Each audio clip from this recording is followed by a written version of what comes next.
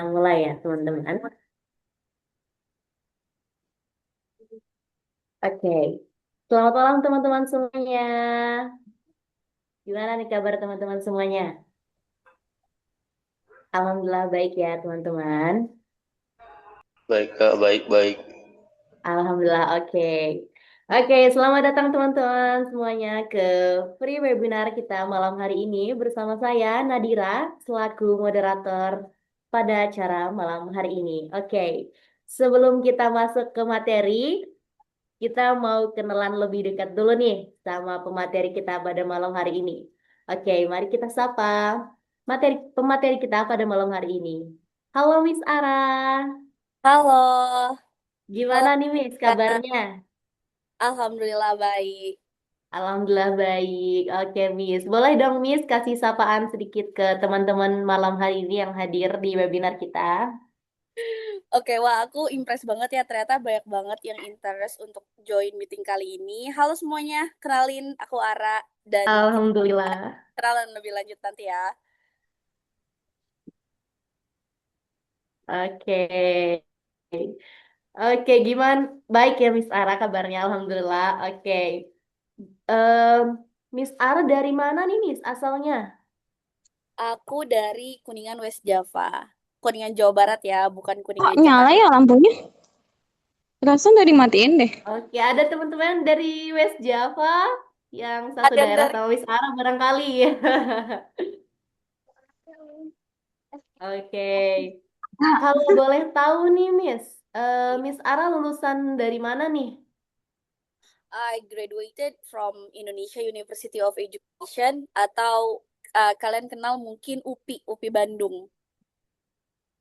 Wah, keren sekali Miss, lulusan UPI ternyata. Di sini ada Oke yang Miss. lulusan UPI juga, boleh raise hand. Teman-teman ada yang dari lulusan UPI juga, yang UPI Pro. satu alma mater nih sama Miss Ara. Oh, Ada Miss, ha. ada. Dari Nah, Devina, aku dari Bandung. hai, hello. Oke. Eh, boleh nggak nih Miss, sedikit spill pengalaman Miss Ara waktu ke luar negeri? Oh, oke boleh. Tapi sebelumnya aku mau tanya ke teman-teman dulu dong. Kalian prefer aku explain in English atau mau pakai bahasa Indonesia aja? Oke, boleh. Teman-teman gimana? Aku Prefer ikut Miss suara Ara pakai mayoritas. English atau Jadi tolong Indo aja? voting. Atau mix? Indonesia aja Kak. We will discuss in English or in bahasa. Wow, English. Excited in English ya. Okay, okay. I think there are like 1, 2, 3, 4, 5, 6, 7, 8 people. Oh, But it's fine. okay, more than 10, I guess. So you Boleh guys sekalian listening, Kak. prefer in English. Okay, okay. Okay, so I think based on the majority of vote, you guys choose English, so I try to explain in English here. But if you don't understand, just ask me anything you want. So for the question like about going abroad, right, Kak Nadira? Okay. Oke. Um, well, actually, I never imagined that I could go abroad at first because the cost is highly expensive and so on. But English changed my life. Yeah, I mean, it's not totally wrong because I got the chance to go abroad because of my English. At the time, there was like one program from Duta Inspirasi Indonesia. I don't know, like perhaps some of you heard of Duta Inspirasi Indonesia. Uh, the name of the event is Inspirator Women, and after that, there was like a selection to go to Malaysia and Singapore, and I got the fully funded at the time because like the whole process is was in English, and I think English really helped me a lot. So guys, you should learning English. You should learn English. I think that's all.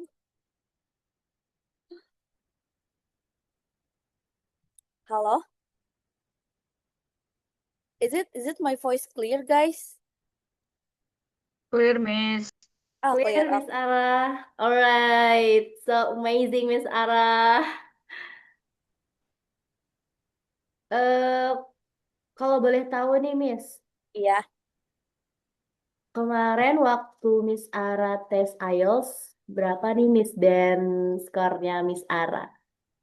Oh, okay.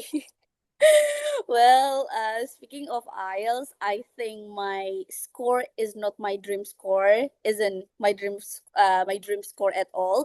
I got 7 because at that time, like my goal was to get WHV, WHV, yeah, yang di OC, working holiday visa to Australia, and then I just need 4.5 kan untuk WHV.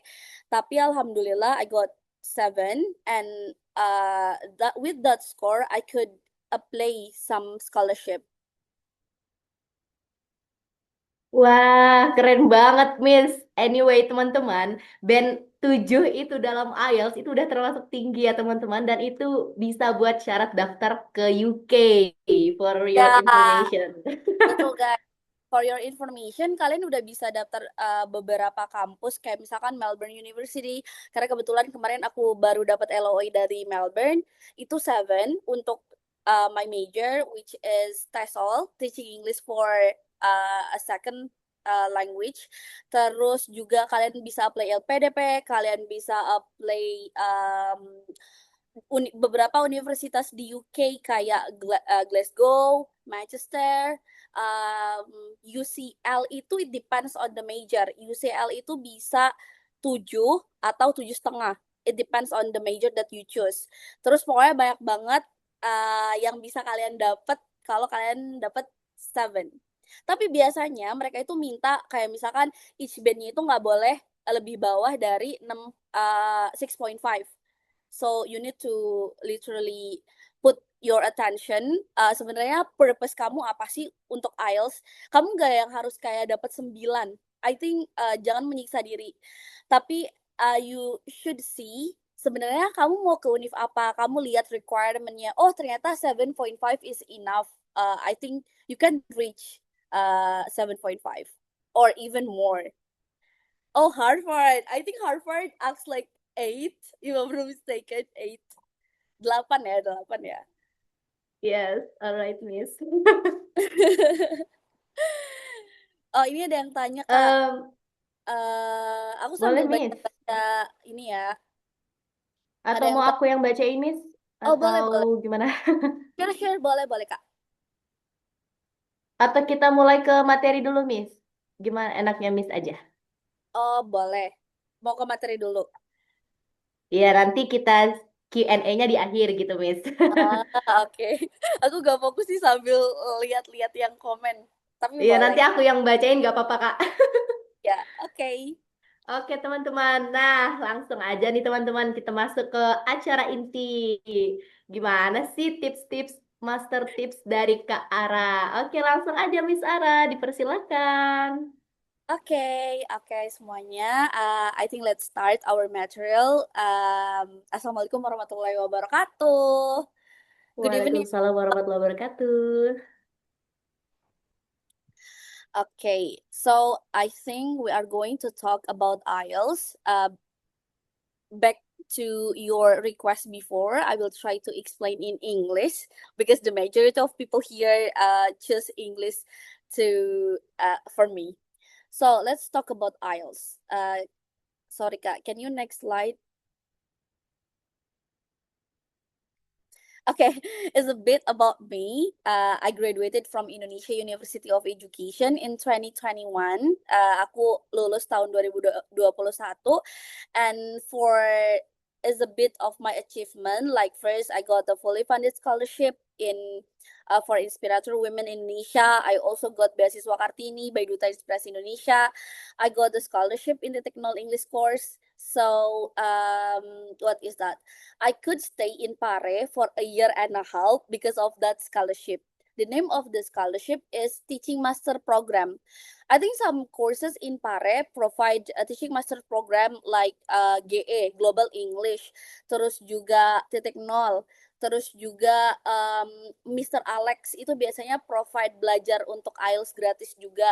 And some other courses, perhaps you can check the Instagram. Karena mereka biasanya provide informationnya itu di Instagram. And then the next one, I also I love debate. I love debate a lot. I was a debater when I was in the college, and right now I become a supervisor. So my student for teaching debate and Model United Nation because I am a middle school teacher for now in Insan Cendekia Madani. Oh, semangat yang lagi di GE. Oke, boleh next, Kak?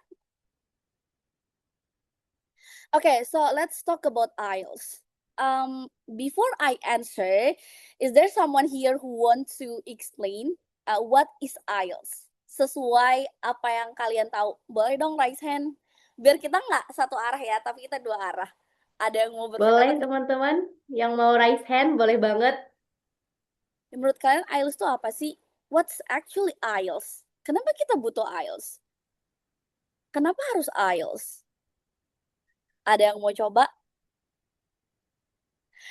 Jangan takut salah ya, nggak ada yang salah, nggak ada yang benar. Ini kita bareng-bareng belajar.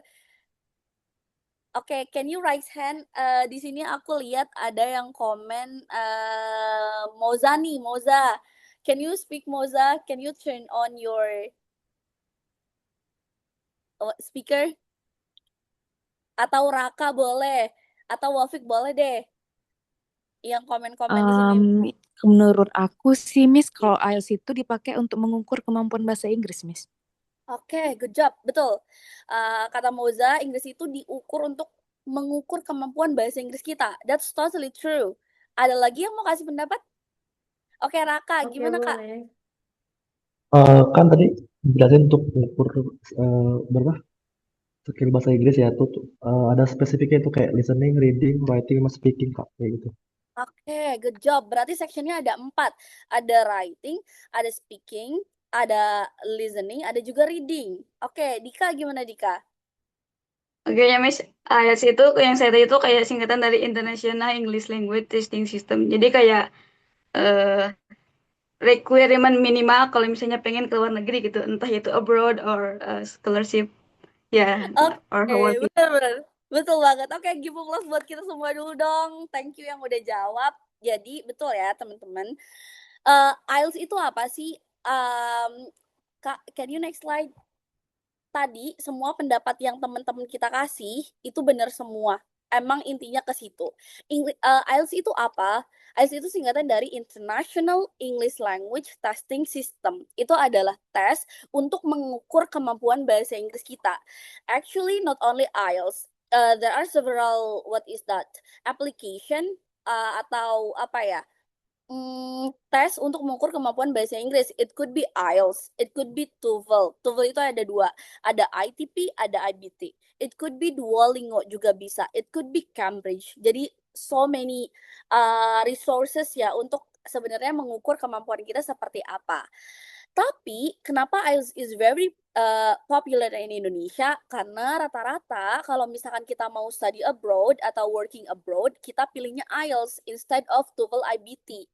Padahal sebenarnya sama, TOEFL IBT sama IELTS mirip, tapi sebenarnya beda ya secara section. Cuman orang-orang kayaknya lebih tertariknya ke IELTS. Karena waktu di Pare pun, aku ketemu banyak temen kan from Indonesia, dari Makassar, Surabaya, terus juga Bengkulu, Maluku, semuanya itu rata-rata mereka ambil IELTS.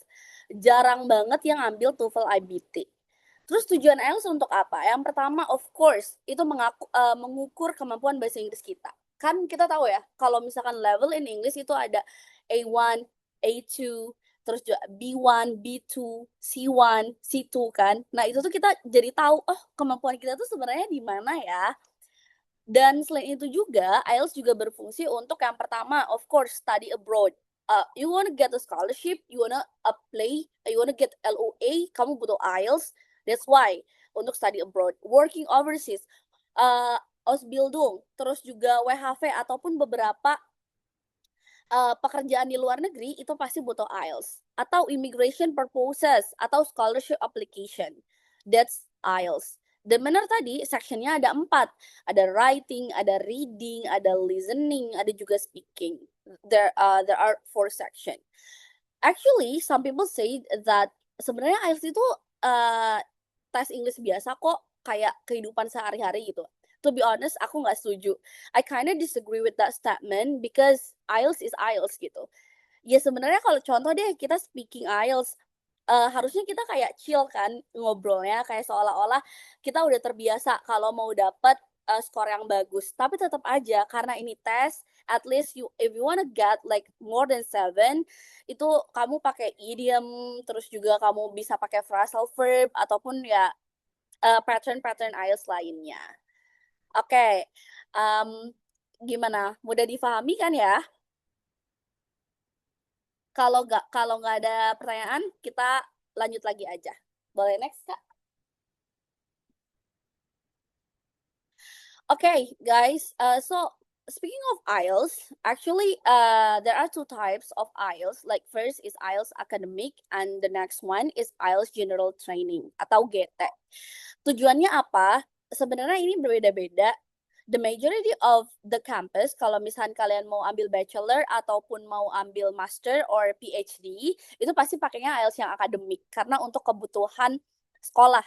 Biasanya IELTS General Training itu untuk pekerjaan. Contoh, kamu mau WHV ke Australia, itu kamu nggak perlu IELTS akademik, kamu bisa IELTS General Training. Dan surprisingly, kata teman-teman aku yang udah tes, itu much easier. Jauh lebih gampang. Karena for example nih, reading IELTS kan reading akademik itu agak kompleks ya.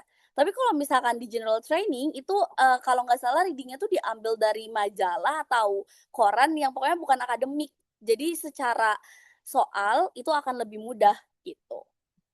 Oke, it's similar but different purpose and different type of the question gitu. Boleh next? Oke. Kita ngomongin IELTS band score. Sebenarnya yang paling tinggi itu adalah 9 ya. Tapi again, I want to mention that everything it depends on your purpose. Sebenarnya semuanya tergantung tujuan kamu. If you wanna you want to reach 9, you could be totally, kamu bisa, karena banyak banget sebenarnya orang Indonesia yang bisa reach 9 gitu. Tapi kalau memang kamu dalam waktu yang singkat atau mepet banget udah mau cepet-cepet kabur nih dari Indo karena udah gak sabar pengen S2 atau lanjut studi PhD, itu kamu lihat requirement dari sekolah kamu ya.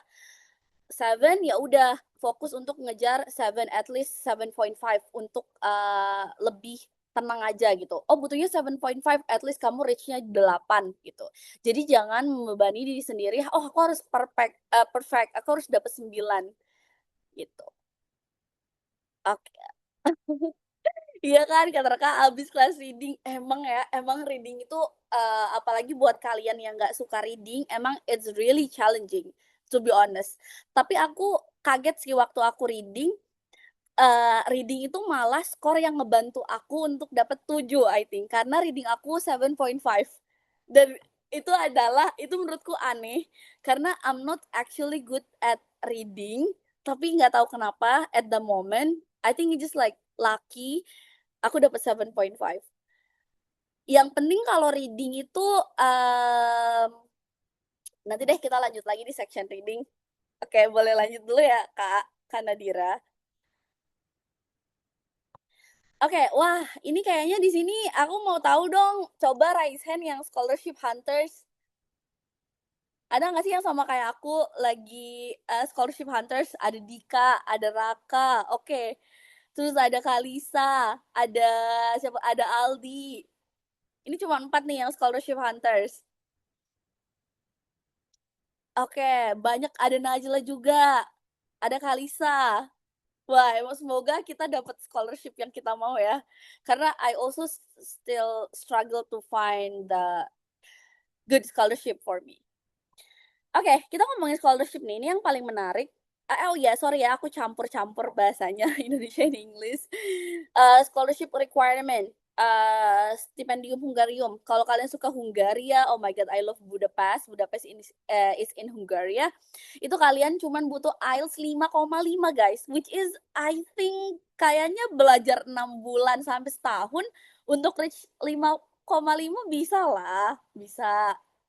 Terus ternyata ada juga Max Scholarship, tapi beberapa ya, it depends on the major, I guess. Max itu ke Jepang. Terus ada yang cuma 6 nih IELTS-nya. Ada Turki Bachelorate, tapi kayaknya udah tutup. Ada Chinese Government Scholarship, ada juga Manaki. Manaki baru pengumuman kemarin. Kalau boleh tahu di sini ada nggak yang ikut Manaki kemarin, yang ikut daftar Manaki? Manaki kan baru pengumuman shortlistednya ya untuk IELTS. Di sini sama. Titik itu sama. Oh my god, I feel you. Aku juga ternyata belum beruntung guys. Kemarin aku apply Manaki, ternyata nggak lulus ke tahap selanjutnya. Semoga kita semua bisa dapat scholarship yang lebih baik. Galosnya di bagian mana? Jadi Manaki itu kan yang pertama seleksi berkas. Habis itu kamu akan isi what is that? Kayak psychometric test gitu loh. Kayak dia itu I don't know, it's like semacam tes IQ, tapi ada math-nya juga, ada synonym of English-nya juga, pokoknya ada soal psikometrik gitu. Terus setelah itu bakal diumumin lagi kalau kamu lulus ke tahap selanjutnya, kamu tes IELTS sama interview gitu. Dan ya aku ternyata nggak lulus guys, ya Allah, so sad. Tapi ya life must go on, show must go on. Obstacle-nya to be honest aku nggak terlalu suka ngerjain soal-soal kayak kalau LPDP kan ada tes skolastik ya. Nah aku tuh I'm not that good guys untuk ngerjain soal-soal seperti itu gitu. Jadi kalau aku kayaknya emang kurang ini aja sih, kurang belajar aja di section itunya. Jadi that's just one and only obstacle that I have. Karena IELTS-nya udah secure sebenarnya. Terus kalau interview aku bisa belajar kan kalau interview. Tapi emang tes-tes kayak gini nih agak-agak challenging. Apalagi my background itu sosial ya, bukan science. Jadi emang nggak terlalu suka menghitung. I'm not that good at that. So yeah, that's the problem. Oke, kita move dulu ya guys. Lanjut nih ke IELTS yang lebih besar lagi, 6.5. Itu yang pertama ada AAS. Jadi mungkin di sini ada juga yang lagi daftar AAS. Good luck for your result nanti. Ada LPDP scholarship. Nanti mungkin yang belum coba LPDP kita coba di batch 2. Terus ada Commonwealth Scholarship, ini yang di UK. Ada Fulbright, itu yang di US. Terus ada yang agak challenging nih IELTS-nya. Ada 7 and 7.5. Ini kayaknya yang di UK, contohnya Chevening. Terus ada Gates Cambridge Scholarship, itu mintanya 7.5. Jadi ini ya list scholarship. Oke, boleh. Next. Okay, let's move again to the first section of IELTS, which is listening. Sebenarnya ada beberapa tipe soal dalam IELTS listening. Pertama, ada multiple choice, right? Kita mungkin udah familiar banget sama multiple choice. Terus yang kedua, ada form completion. Terus ada map labeling, ada sentence completion. Jadi sebenarnya ada beberapa tipe soal dalam listening itu sendiri. Ya tipsnya sebenarnya lagi-lagi yang pertama itu menurut aku adalah pembiasaan. Sesimpel gini teman-teman. I don't know, it's like ridiculous or not, tapi when I was learning in the past, aku itu sempat ngeganti list lagu-lagu aku jadi lagu bahasa Inggris, literally, totally. Jadi aku nggak terlalu familiar lagu-lagu Indonesia, karena at that time aku tuh otodidak kan belajarnya, which is I don't have any specific teacher, aku masih belum ke kamu Inggris, which is very struggle. Jadi one of the way itu aku literally full English song. Karena apa? Karena menurut aku adalah ketika kita mendengarkan, kita terbiasa mendengarkan vocab-vocab bahasa Inggris, itu nanti pronunciation-nya pun akan lebih mudah. I think ya, it just based on my opinion gitu. Jadi yang pertama, of course, kalian biasain telinga kalian itu untuk mendengar segala sesuatu in English. It could be podcast. Kalau menurut kalian, aduh aku nggak suka listening music, miss. Aku nggak suka listening music, kak. Ya udah, dengerin podcast. Aduh aku nggak suka juga dengerin podcast, boring banget. Ya udah TikTok. nggak suka juga watching movie. Itu is the best choice ever menurut aku.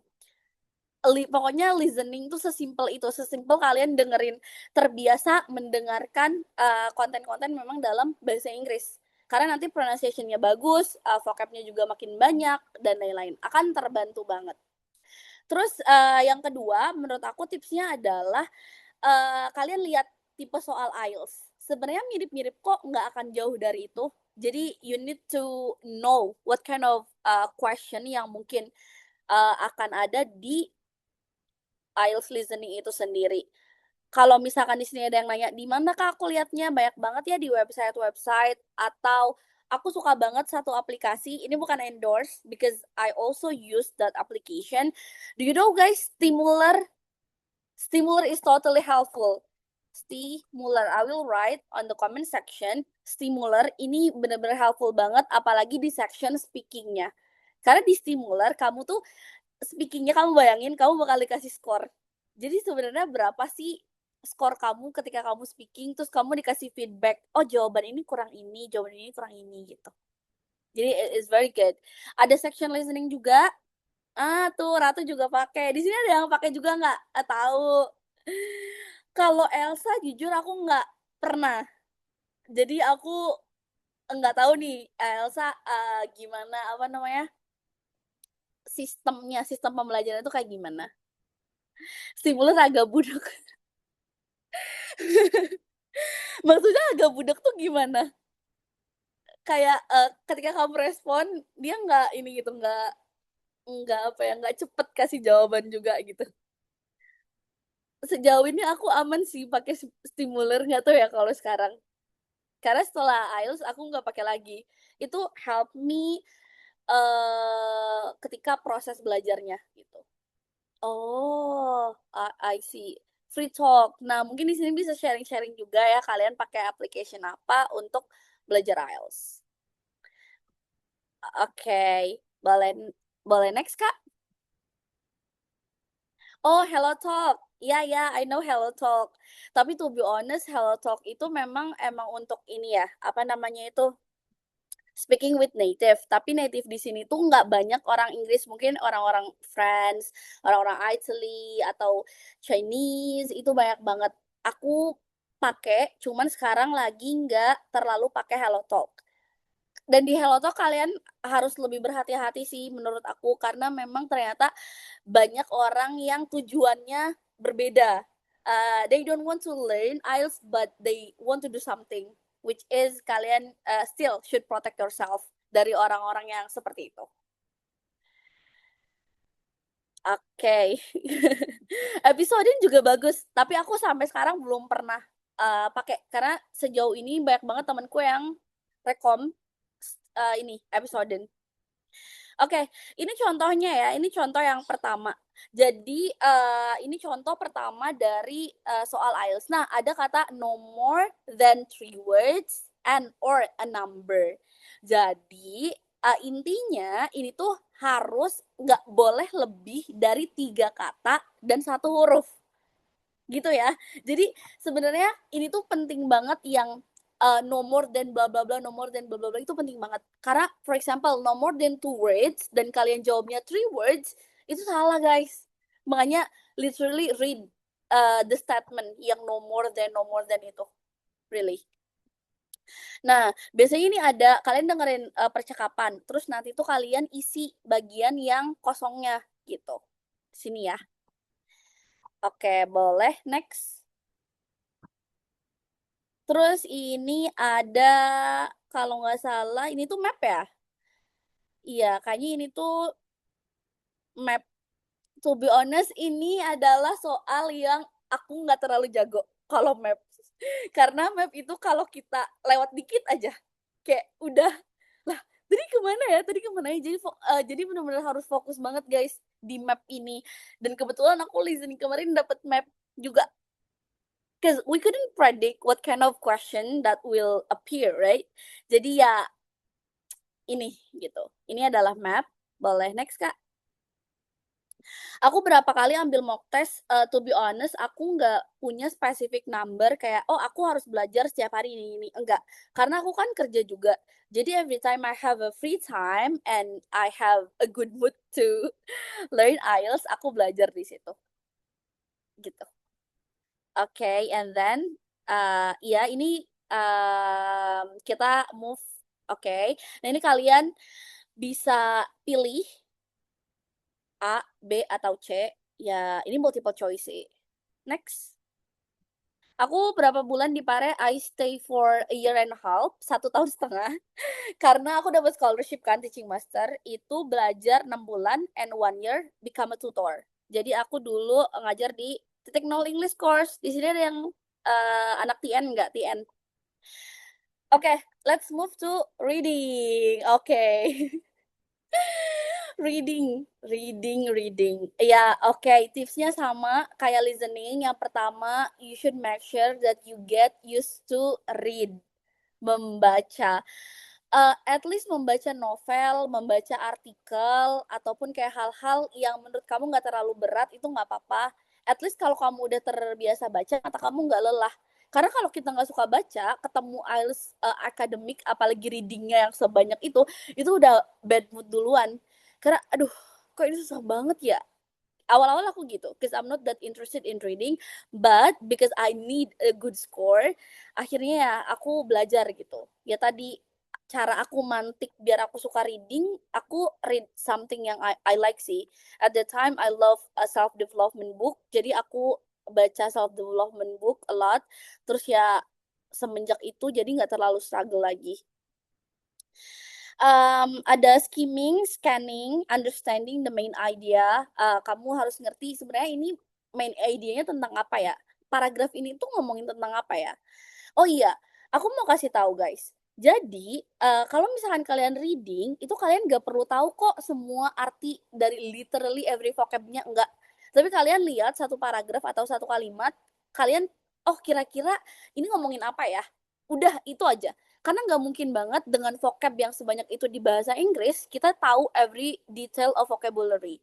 Kita cuman bisa, oh ini kayaknya tentang ini. Aku, for example, in satu paragraf itu contains, misalkan ada 50 kalimat, sorry, kok 50 kalimat? Ada 4 kalimat misalkan, atau 5 kalimat. Nah, kalian tentuin aja, oh kira-kira tiap kalimatnya ngomongin apa ya.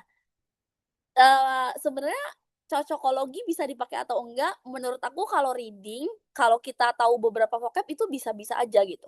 Daripada harus nunggu, aduh aku nggak tahu ini artinya apa ya. Jadi lama nanti ngerjainnya. Apalagi itu cuma punya waktu dikit banget. Common question, yang pertama ada matching headings, ada true false not given, ada multiple choice, ada sentence completion. Menurut aku yang paling gampang adalah apa ya? Yang paling gampang itu menurut aku ya again multiple choice ya, itu paling gampang. Oh, atau sentence completion juga gampang. Kalau true false not given itu agak-agak tricky. Kenapa agak tricky? Karena sometimes kita bingung kapan kita harus simpen false, kapan kita harus not given. Not given itu kan nggak pasti. Bisa jadi teksnya itu memang tidak tertera dalam statementnya. Kalau false itu jelas-jelas bertentangan atau kontradik dengan statement yang ada di reading tersebut dan lain-lain. Oke, itu ya. Oke, boleh. Next.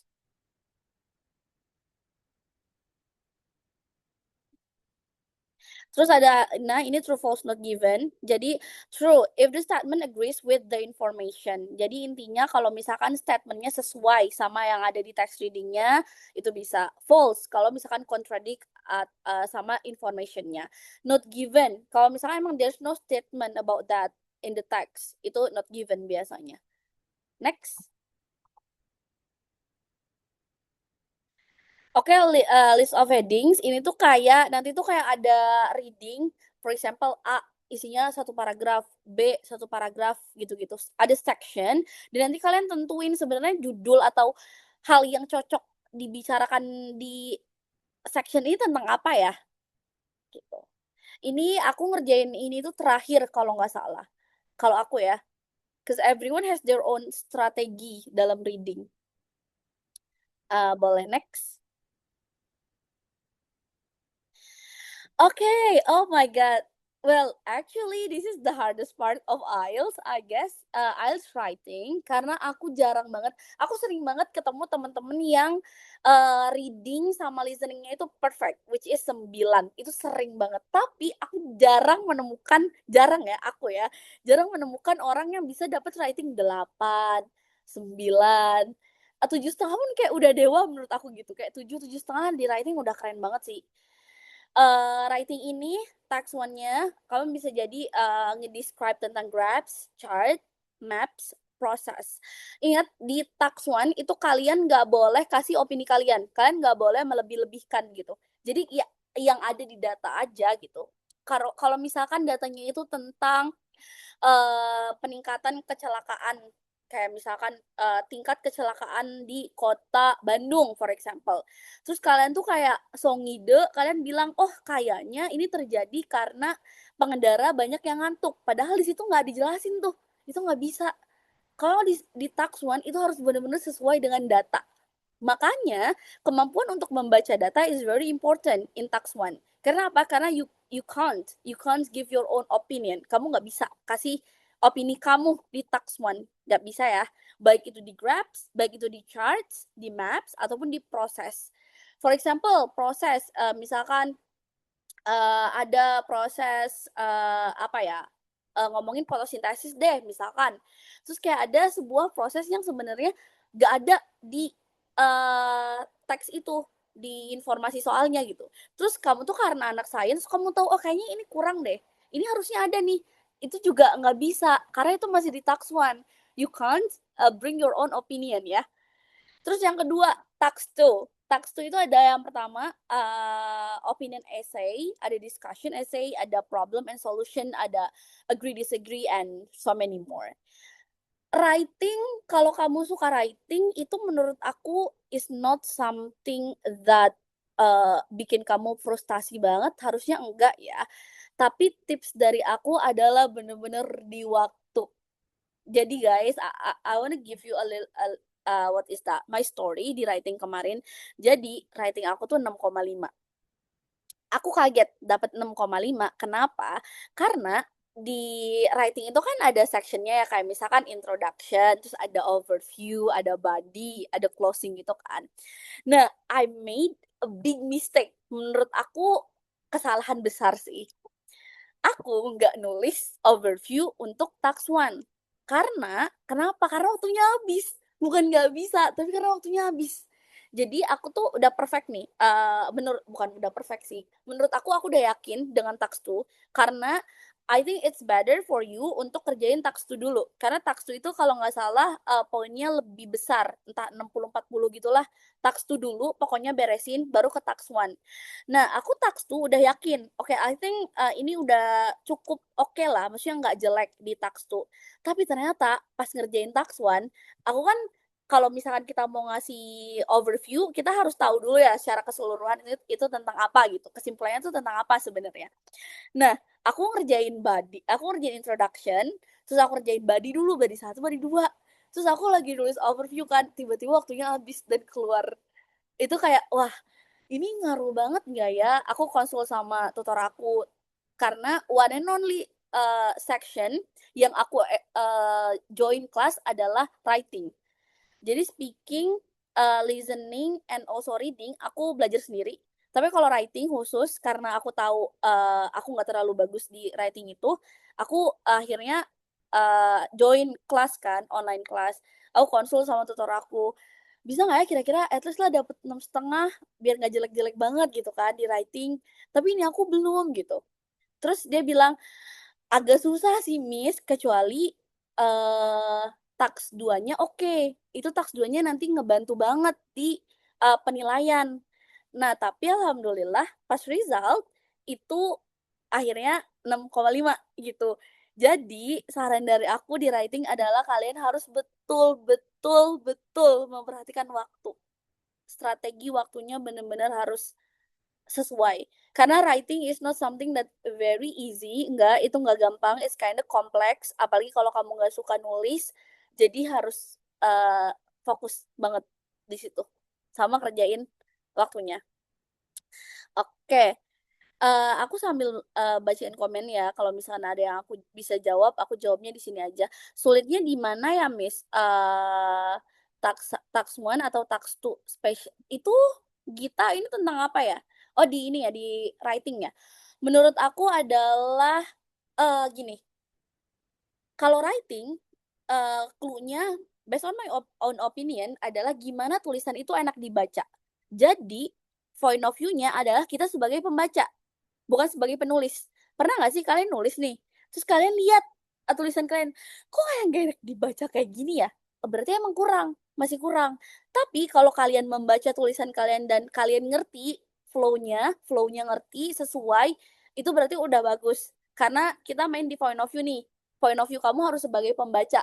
Kalau misalkan, kok tulisan aku kayak yang harusnya ke A, B, C, malah dari A ke C dulu ya, B-nya dilewat ya. Oh, berarti ada yang kurang nih. Ada yang harus dibenerin. Terus, dari writing ini, tips dari aku adalah kalian cobalah menggunakan complex sentence. Jadi nggak cuman simple sentence aja.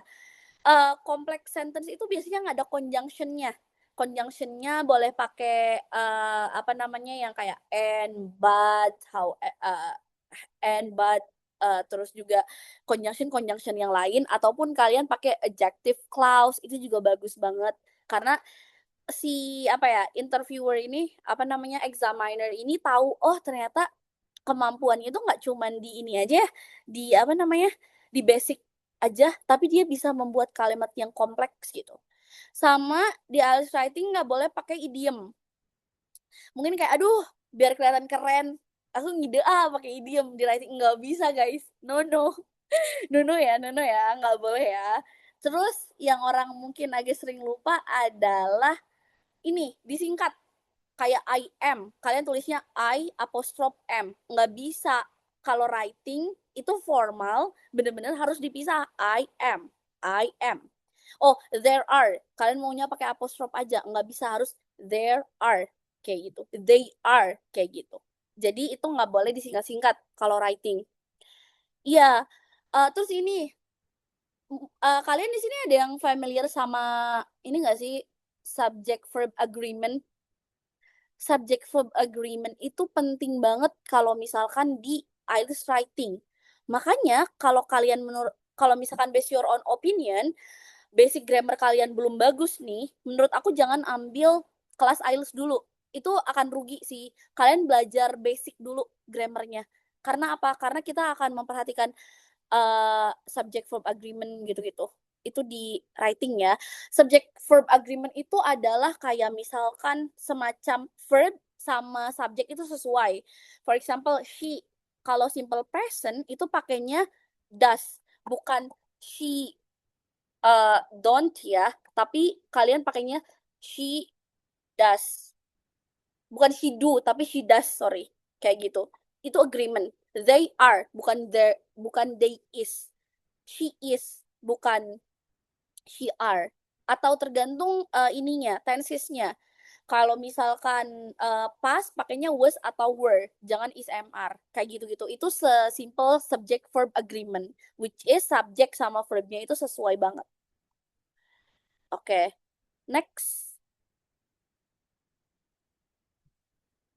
Oke, ini ya.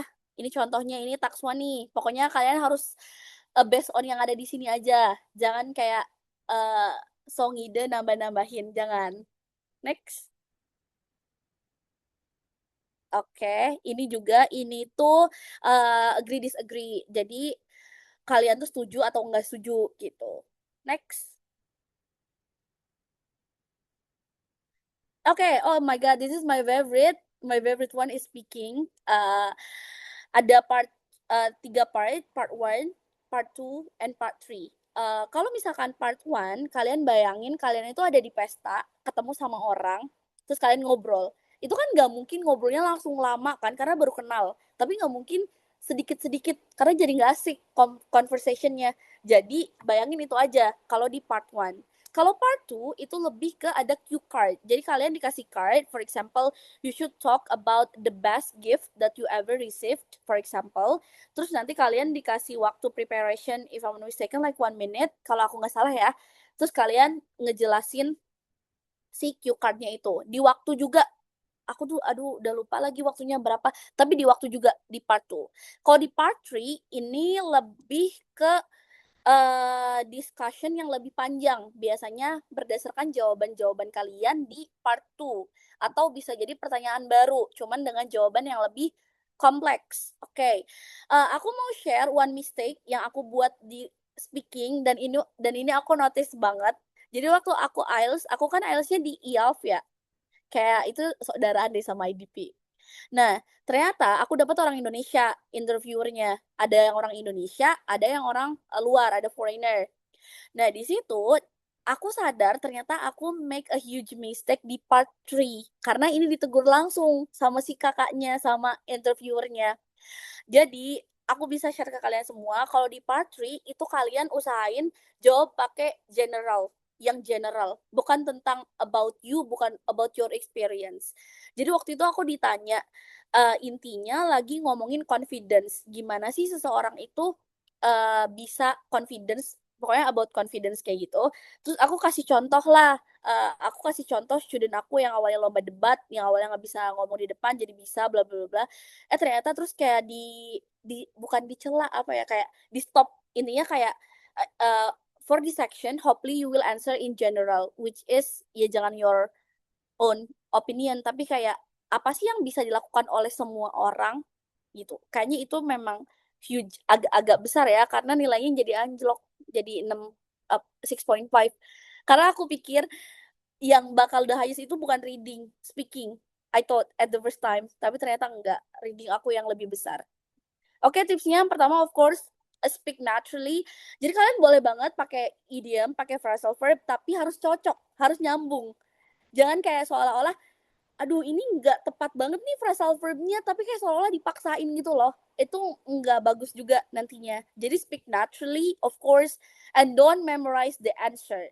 Trust me, I can guarantee kalau misalkan kamu 100% memorize your answers, itu kamu ketika kamu blank, kamu nggak akan bisa berekspresi atau menjawab lagi statement-statement yang lain gitu. Jadi don't memorize. Pokoknya jangan. Terus fluency is more important than perfection. Mungkin kita itu we are a human of course.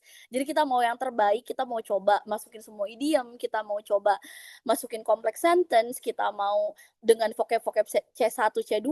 Tapi sayangnya kalau kita memang belum terbiasa, itu malah akan ngebuat kita itu gak terdengar fluent. Karena mungkin kebanyakan berpikir mau jawab apa, atau juga bisa jadi karena mikirnya terlalu dalam, terus stuck, terus nervous, itu kan akan mempengaruhi skornya ya. Jadi itu untuk IELTS speaking. Oke, boleh next.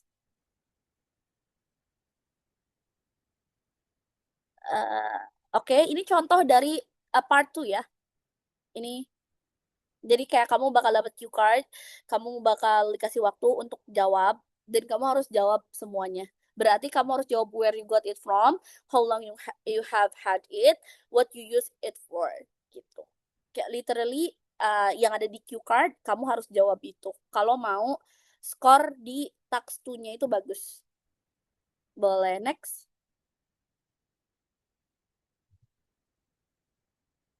Ini adalah common mistake yang kamu gunain, yang beberapa orang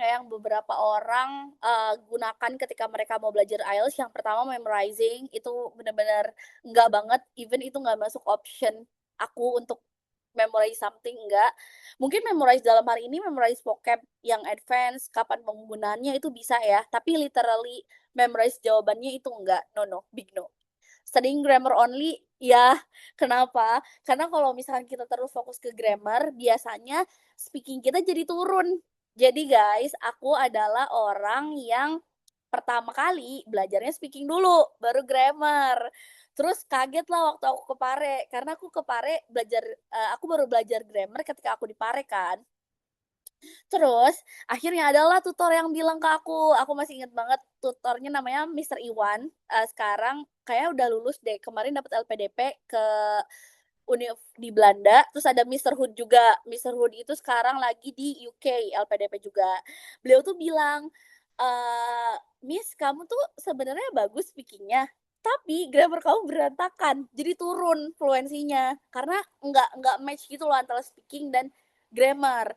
Nah, karena aku akhirnya ya udahlah, aku harus belajar grammar juga. Aku berhenti speaking guys 3 bulan karena I was like mikir, instead of mikir vocab, mikir ide, aku malah mikir ini bener nggak ya susunannya? Oh, ini kayak harusnya kayak gini deh.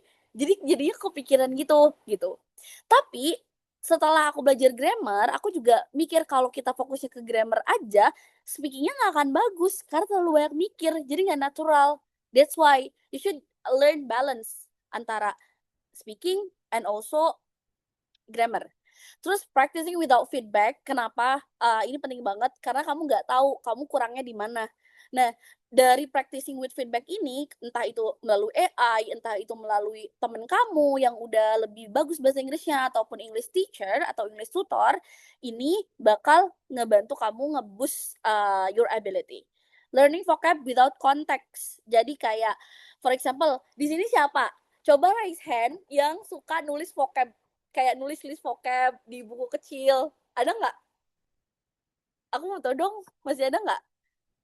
Soalnya dulu aku kayak gitu. Oke, ada Lalu, ada Dira, ada Rida, ada siapa lagi? Pokoknya dulu aku juga sama kayak gitu, kayak nulis di buku kecil, aku bawa kemana-mana. Tapi ternyata kurang efektif karena cuma tahu vocabnya apa. Tanpa tahu itu digunainnya kapan ya, untuk apa ya. Itu. Tuh. Oke Kak, boleh next?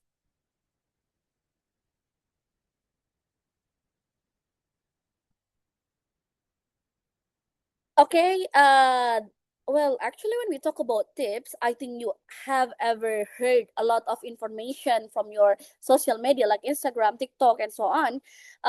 Of course, like practicing. Practicing is the best way to enhance our English ability. Like listening to music, listening to podcasts, listening to movie, watching English video, English series, English comedy, or speaking with AI, speaking with friends, speaking alone, speaking in front of the mirror. Yeah, as long as you speak, itu juga bagus. Or like reading a short articles, it could be so good. Or English comic, English novel, whatever it is, as long as you like it, I think it will be a good one, a good choice to learn. Next. Oke, ini ya apa ya? Lebih ke source-nya sih. Aku pakai, tahu nggak sih kalian yang buku Cambridge yang ada 18 itu? Jujur aku belajar reading dari situ. Menurut aku itu mudah. Itu kayak trusted gitu. Terus ada British Council, ada IDP juga, ada BBC Learning English. If you like British accent, I think one of the way to learn is by watching BBC.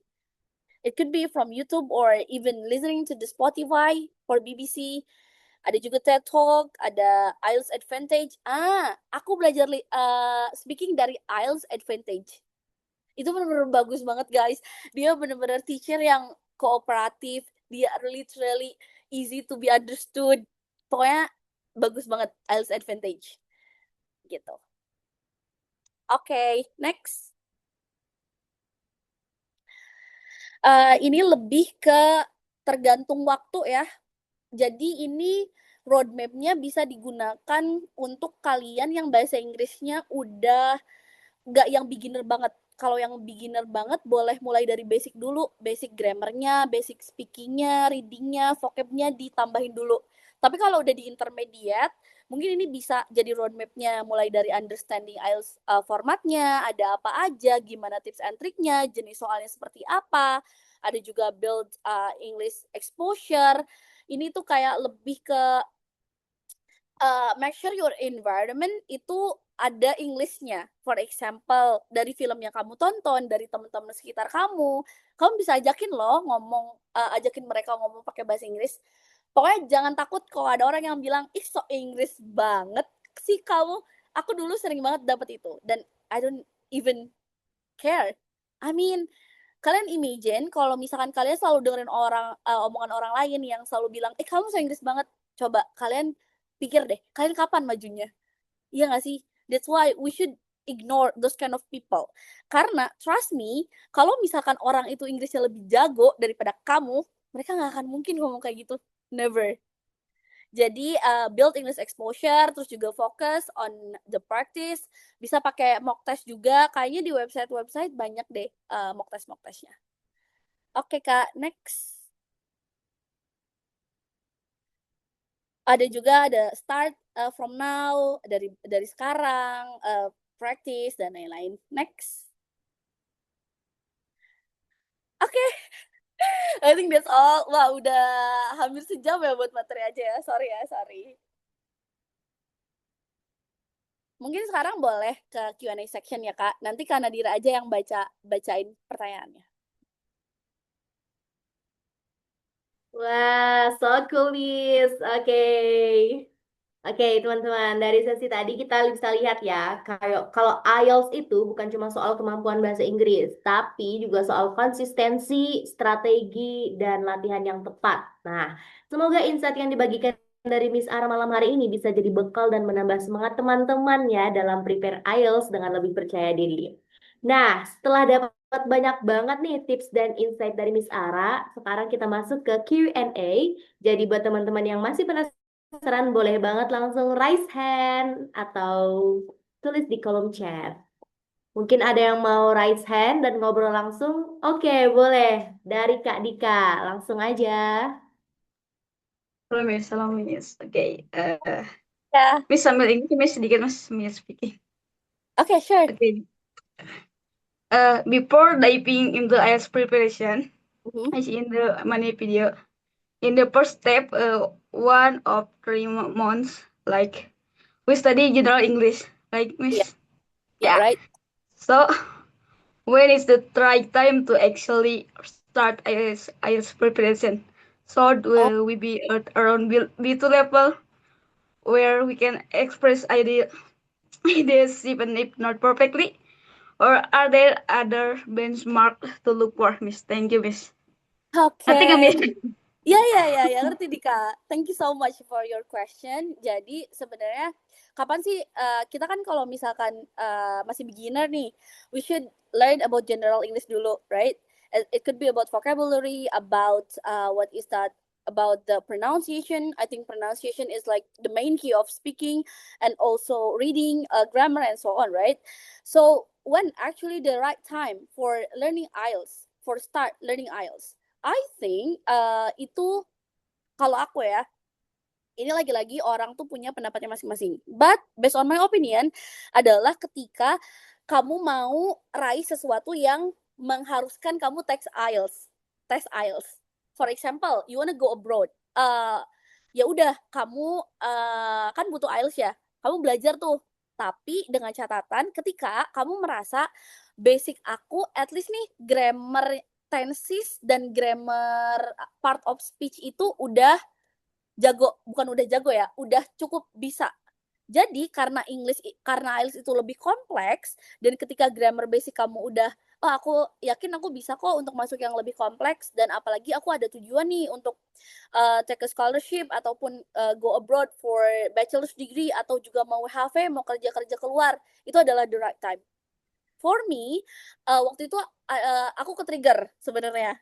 Aku ke-trigger belajar ambil IELTS karena aku tuh ditolak, guys.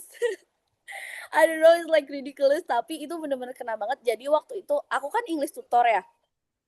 Nah, aku English tutor, terus aku tuh ditawarin sama temen aku untuk ngajar apa namanya tuh, private. Ada nih student dari sekolah penabur, atau dari BSJ kalau nggak salah, British. Itu kan sekolahnya bagus banget ya, yang British School itu.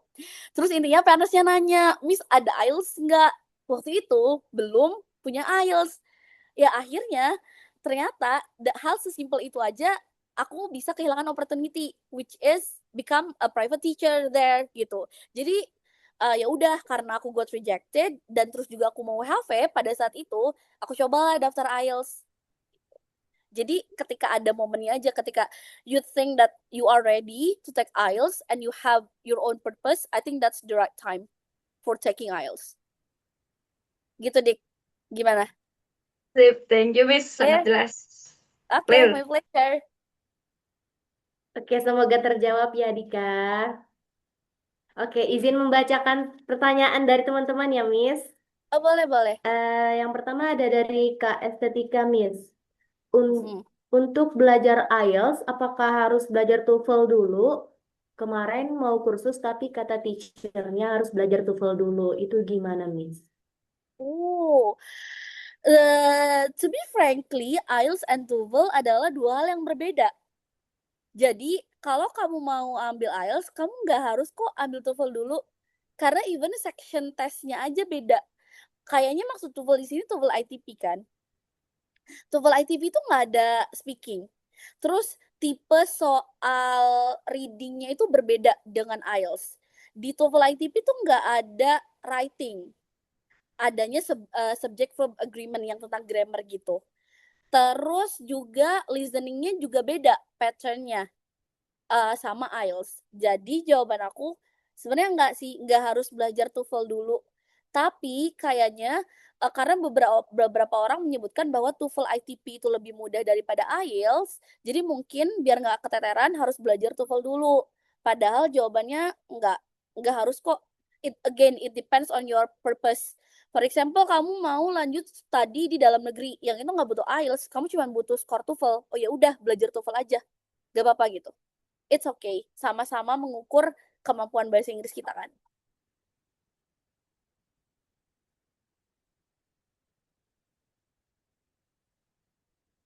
Is that clear?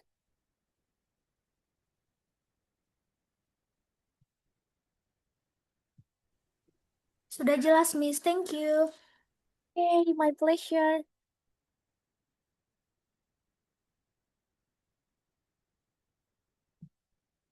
Oke, aku aku boleh deh. Kayaknya kakaknya ini deh jaringannya. Ini aku coba baca ini ya. Oh, IELTS aksennya British atau American, Kak? Em, Sebenarnya kalau IELTS itu base-nya British, cuman kalau speaking kamu nggak perlu pakai aksen kok. Sebenarnya nanti kalau kalian mau tahu lebih jelas misalkan section speaking apa aja sih yang jadi penilaiannya, itu kalian bisa lihat. Itu nggak ada aksen. Jadi either you use British or American, I think it's totally fine. Even if you use another accent like French or even Indonesian accent, itu nggak apa-apa banget. Oke, terus aku mau nanya, 9 persiapan IELTS apa aja yang perlu dipersiapin? Atau fokus dulu ke IELTS? Target awal Miss adalah untuk WHV, tapi karena IELTS Miss tinggi, jadi apply for scholarship. Apakah general training? Oh, enggak.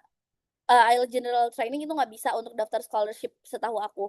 Jadi, kalau kalian mau aman, dan kalian mau kayak kill two birds in one stone, for example, gak dapet WHP-nya mau daftar S2, kalian ambil general aja ya.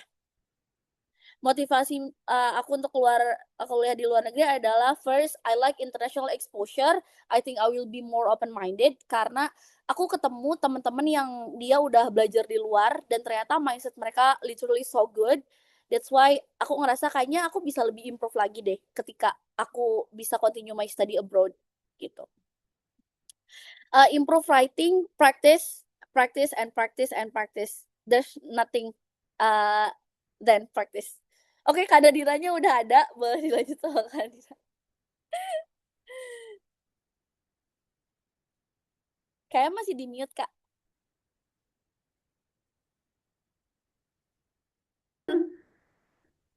Boleh dilanjut, Miss. Nanti Oh, oke, sampaikan aja boleh. sampai di mana.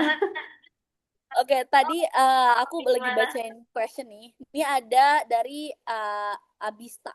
Oke, do IELTS requirement for scholarship programs create opportunities or barriers for talented students? Requirement for scholarship create opportunities. I think of course opportunities because why? I think it's not barrier at all. Like you want to continue your study abroad, you should speak English, right, in your daily basis later. I think with the IELTS preparation, it could make sure that you are willing to learn English. Jadi karena emang English akan terus selalu kamu pakai, ini malah jadi opportunity. is not like a barrier at all gitu. Kenapa every campuses itu punya their own skor, kayak misalkan ada yang 7, ada yang 8, kayaknya itu tergantung yang pertama kebijakan kampusnya, yang kedua biasanya semakin kampus itu bergengsi kayak Harvard, Oxford, Cambridge, itu emang IELTS-nya besar-besar guys. Aku udah cek juga kan, ternyata emang besar-besar 8, 7,5, kayak jarang yang 7,5 kalau nggak 8. How can students from low-income families compete for international scholarship despite the expensive cost of IELTS preparation in exam? I do believe that every scholarship itu kalian harus modal dulu di awal, mau nggak mau. It's something yang mungkin jarang orang bahas, tapi that's the fact. For example, gini, contoh deh di LPDP, kalian mau daftar LPDP, kalian menurut kalian tuh nggak bisa psikotis yang ngisi-ngisi itu psikotes, kalian nggak bisa psikotesnya, skolastiknya, itu kalian kan harus dapat LOA dulu kan. Dapat LOA ini pasti beberapa kampus itu bayar. Jadi harus modal diri sendiri dulu. To be honest, aku juga gitu. Waktu aku di Melbourne, itu sebenarnya aku daftar pakai uang sendiri. Waktu itu 1,5 kalau nggak salah, karena nggak bisa di waive, jadi harus tetap bayar. Dan kabar buruknya, aku nggak ikut LPDP karena waktu itu lagi case besar banget yang tahu nggak sih, yang UK, yang pasport anak UK. Pokoknya aku mikir aduh LPDP is very complicated. Aku mempertimbangkan banyak hal. Akhirnya sekarang mau nggak mau karena nggak bisa defer, aku lose the LOA. Ya itu sebenarnya sacrifice yang harus kita lakukan. Karena to be honest, aku juga bukan dari orang kaya, aku orang biasa. Jadi ya we need to survive, literally. Terus, should English proficiency be the main factor in selecting international scholarship recipient? Why or why not? I think no, it's not one and only. Itu nggak jadi satu-satunya pilihan mereka apakah kamu akan dapat scholarship atau enggak. Yang pertama adalah seberapa sesuai jurusan kamu dengan tujuan mereka. For example, di Manaki kemarin kan ada beberapa main kriteria, kayak jurusan-jurusan yang diutamakan. For example, kayak misalnya kebijakan publik, terus juga tentang digitalisasi kayak gitu-gitu gitu loh. Jadi emang tergantung, nggak cuman English proficiency, English kemampuan bahasa Inggris aja gitu. No, ada banyak faktor. Faktor luck juga, menurut aku keberuntungan juga bermain peran di sini. Ya, itu nggak bisa dihindari dan aku juga nggak tahu jawabannya, tapi ya faktor luck juga ada. How do learning environment and cultural backgrounds influence success in IELTS and scholarship applications? I think it's very impactful, apalagi kalau misalkan environment kalian itu nggak supportive. Aku merekomendasikan untuk menjauh dari lingkungan itu. Kenapa? Karena kamu nggak akan maju ketika the environment itu is bad. Sebenarnya tergantung sama diri kita sendiri sih, tapi environment juga punya peran yang banyak banget. If there were alternative to IELTS for scholarship selection, what kind of system would be more effective and fair? To be honest, menurut aku IELTS itu fair banget karena dia salah satu tes yang susah banget dijoki. Kayak TOEFL itu banyak guys jokinya, banyak banget. ITP banyak banget. Bahkan aku pernah di chat kayak, Miss bisa tolong nggak jokin aku untuk TOEFL? Itu saking banyaknya memang yang terjadi. Tapi karena aku nggak tes TOEFL, jadi aku nggak tahu, jadi aku nggak bisa kan. Ya berarti buktinya banyak loh tes-tes TOEFL yang bisa dimanipulasi. Cuman untuk IELTS sejauh ini aku merasa jarang atau kemungkinannya kecil untuk dimanipulasi. That's why IELTS is so fair for me. Dan IELTS itu is not one and only tes yang bisa kalian pakai ya. Ada banyak kayak tadi Duolingo, Cambridge, TOEFL IBT. Itu tergantung permintaan kampus atau company aja. Kalian tujuannya apa gitu.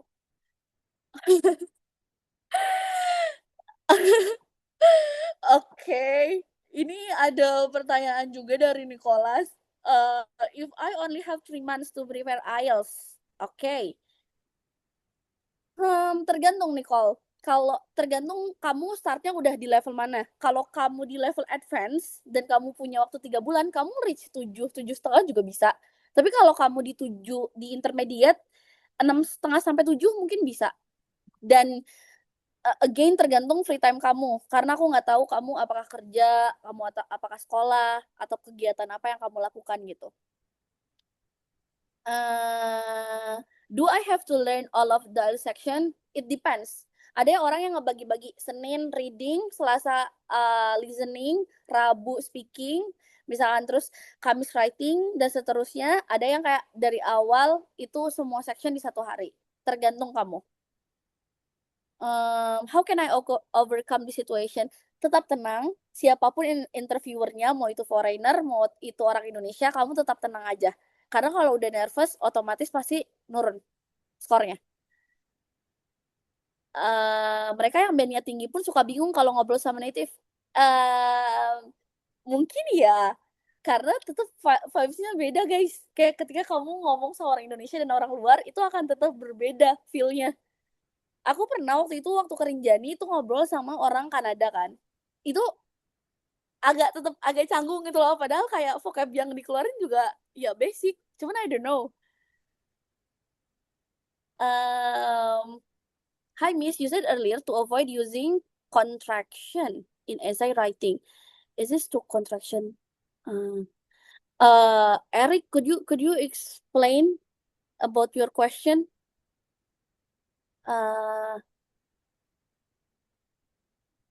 Miss, aku terakhir ya, yang terakhir. Miss, aku struggling sama speaking dan writing. Aku udah belajar grammar sama pronunciation. Tapi ketika practice aku bingung, nggak tahu harus ngomong apa dan nulis apa. Oke, ini yang pertama, nggak apa-apa, karena everyone has their own time. Kayak mungkin kamu baru start ya, dan mengalami kebingungan dan stuck ketika belajar itu wajar banget. Tapi intinya, never stop and keep going. Improve writing section tadi sering practice aja. Sering practice dan lihat contoh-contoh ini deh. Lihat contoh jawaban yang misalkan band 9, band 7,5, atau band 6, band yang kalian mau raih. Itu kan ada banyak tuh contoh jawaban yang ada di internet. Itu kalian lihat aja pattern-nya. Oke, done.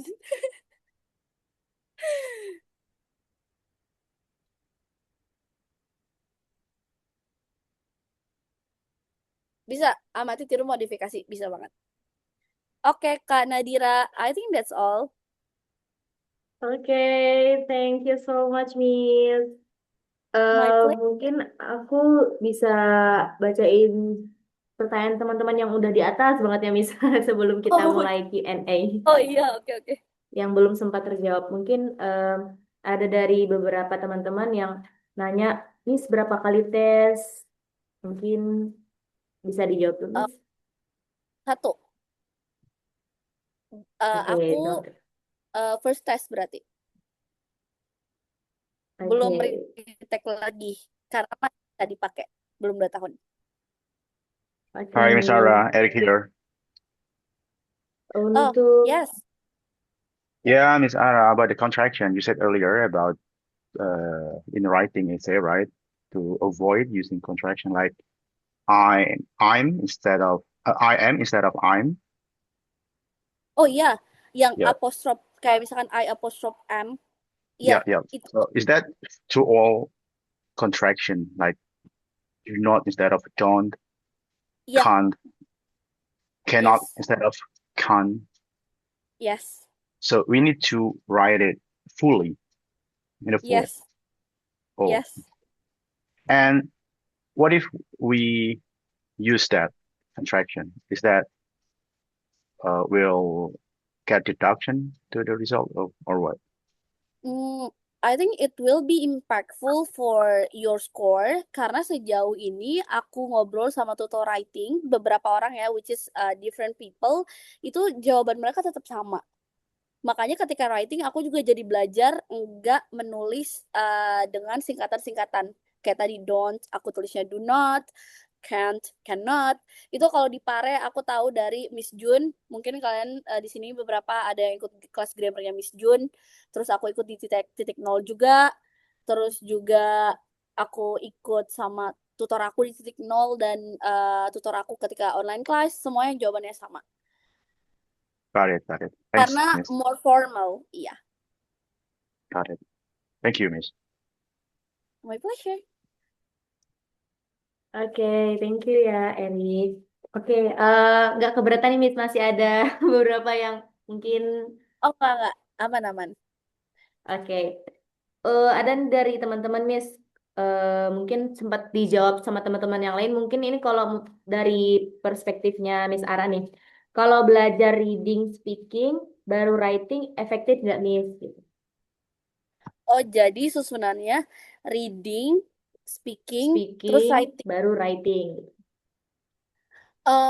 Gini, kalau menurut aku everyone itu kan punya ini ya gaya belajarnya masing-masing ya.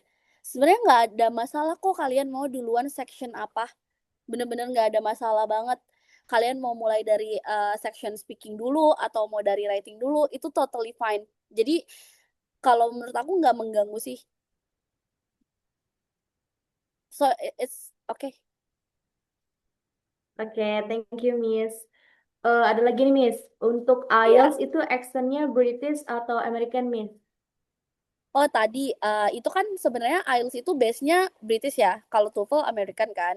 Cuman ketika speaking itu kamu nggak harus pakai aksen British juga. Kalau emang fluensinya bagus tetap dapat skor besar kok. Jadi aman guys. Oke. Core of the speaking adalah understanding each other. Aku tuh heran sebenarnya kenapa orang-orang tuh selalu fokusnya sama aksen. Padahal kan tujuan dari komunikasi adalah untuk mengerti satu sama lain ya. Bahkan ketika kamu punya Indonesian accent pun nggak apa-apa guys. It's not something that embarrassing. Nggak, itu nggak memalukan. Itu justru become your uniqueness. Jadi it's totally okay. You use your own accent. You use whatever accent that you like. It's okay. Oke. Ada yang raise hand nih, Miss. Boleh, Miss? Iya. Oke. Boleh. Silakan, Kak Erik. Yeah, it's Eric again. Yes. So, Sure. on those section, so there are 4 sections, right? Which section actually has bigger portion to the final result? Big portion, big score The gitu. bigger, the bigger portion to the final result of the test, or every session actually has similar or same contribution to the final result. Okay, I think every section has their own portion, which is there's no like the bigger one, the smaller one, and so on. Itu nggak ada. Tapi untuk di writing itu, kalau nggak salah, section 2-nya lebih besar poinnya daripada section 1.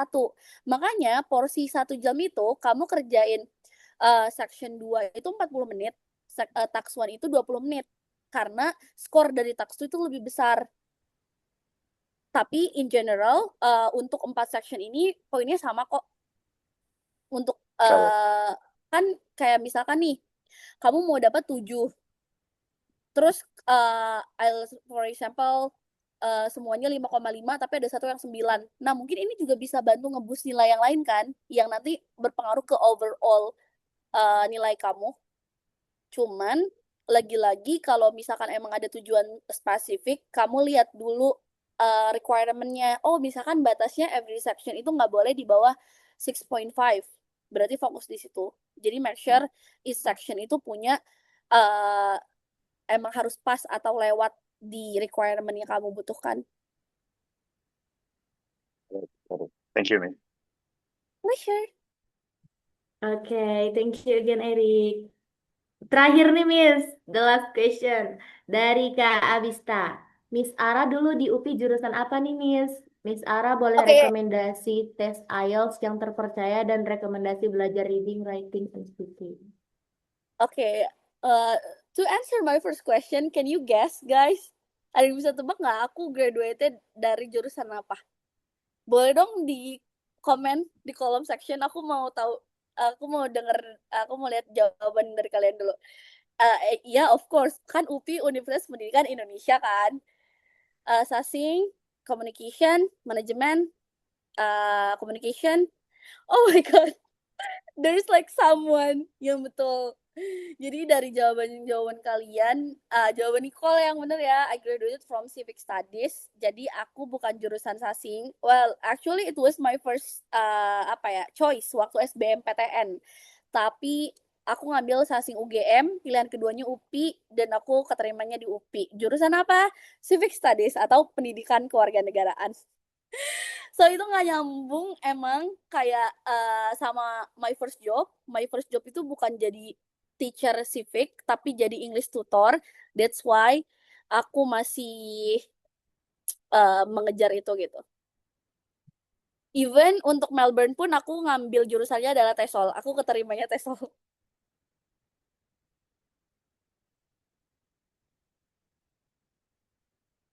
Oke, Miss, dari Kak Abista tadi, Miss Ara boleh rekomendasiin tes IELTS yang terpercaya. eh Tes IELTS yang terpercaya. Tesnya ya, real tesnya ya. Kayaknya kalau tes IELTS itu British Council, IDV, IELTS itu udah populer banget deh di Indonesia dan itu terpercaya, tapi setiap orang punya pengalaman yang berbeda-beda. Contoh, temen aku ternyata dia di British Council itu dapat pengalaman yang kurang mengenakan. Jadi dia itu sekarang lagi kuliah di UK. Dia bahasa Inggrisnya benar-benar jago banget guys, speakingnya sebagus itu. Tapi waktu itu karena yang interviewnya di British Council itu kata dia kurang kooperatif atau apa, akhirnya skor speaking dia tuh kecil. Padahal aku yakin dia bisa 8 pun bisa, saking range vocab sama grammarnya betul gitu dan fluent banget. Tapi aku kaget gitu. Terus ada lagi yang kurang enak di IDP.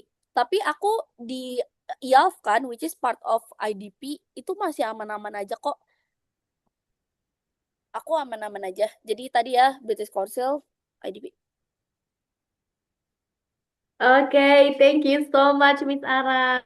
Kayak gitu ya, teman-teman. Ya, semangat ya. Oke, sebelum kita tutup acara malam hari ini, boleh kita dokumentasi dulu ya, teman-teman. Oke, teman-teman yang belum on cam, Boleh. dipersilakan untuk on cam. Kita akan melakukan sesi dokumentasi bersama Miss Ara. Oke, karena ini ada beberapa slide, saya hitung. Slide pertama, 1, 2, 3. Oke, next slide. 1, 2, 3. Oke, next slide. 1, 2, 3. Oke, next slide plus. Oke, 1, 2, 3. Oke. Oke, terima kasih teman-teman yang sudah hadir dan sangat antusias ya pada malam hari ini walaupun udah malam ya. Dan terima kasih banyak untuk Miss Ara yang sudah meluangkan waktunya untuk sharing tips IELTS bersama kita semua. Semoga ilmu yang dibagikan bermanfaat buat kita semua ya. Dan Miss Ara. Oke, untuk teman-teman yang masih penasaran, boleh boleh nih Miss spill Instagramnya Miss Ara nih biar teman-teman reach out sama Miss Ara langsung. Nih, IG aku, Sezara. Oke, teman-teman boleh di-follow ya. Oke, Semangat terima yang mau kasih daftar. Miss Ara untuk waktunya malam hari ini. Oke, kita tutup ya teman-teman. Terima kasih dan see you in the next event. Bye-bye. Thank you so much Miss Ara. Pleasure. See you guys.